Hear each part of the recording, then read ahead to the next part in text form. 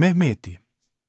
Nuk do të kisha thënë që të punohet prapa shpinës së lëvizjes vetëvendosje për formimin e një qeverie nga opozita.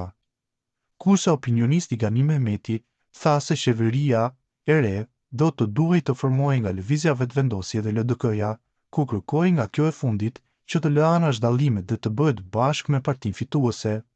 Po ashtu, ky bashkim do të ndihmonte Kosovën në përmirësim të raporteve me SBA-n dhe do ndikonte pozitivisht në dialogun me Serbinë.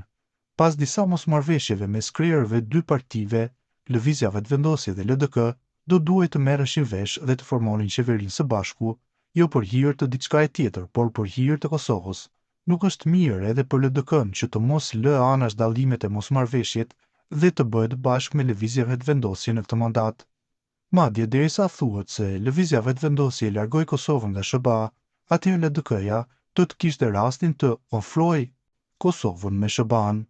Kjo i duhet Kosovës edhe aq më shumë për bisedimet me Serbinë, ku do të zgjidhej ekipi nga dy partitë dhe do të shtronin besoj idetë e dijet e tyre për të dalë nga kjo gjendje e krijuar nga Serbia dhe ndërmjetësuesit e deri tanishëm të BE-s.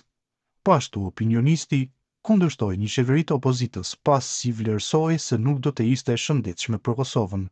Sipas tij, Lëvizja Vetëvendosje duhet t'i bëjë ftesë LDK-s për koalicion. Nëse do të kisha thënë që të punohet prapa shpinës së lëvizjes vetëvendosje për formimin e një qeverie nga opozita, nuk do të ishte e shëndetshme për Kosovën, sepse kanë qenë edhe më përpara dhe nuk kishte rezultate të mira. Sa i përket lëvizjes vetëvendosje, do të ishte mirë t'i bëjë ftesë LDK-s për bisedime e të merrë vesh. Megjithëse tani edhe në LDK nuk është vetëm një kryetar dhe nuk po munden apo nuk po guxojnë të bashkohen me lëvizjen vetëvendosje, le të mbetet çështje e tyre. Mbi të gjitha partitë politike të përfaqësuara në kuvend, nga zgjedhjet e nënshkurtit, kanë detyrime dhe përgjegjësi nga zgjedhësit e tyre mbi të gjitha ndaj shtetit të Kosovës, përmbylli Gani Mehmeti për Bota Sot.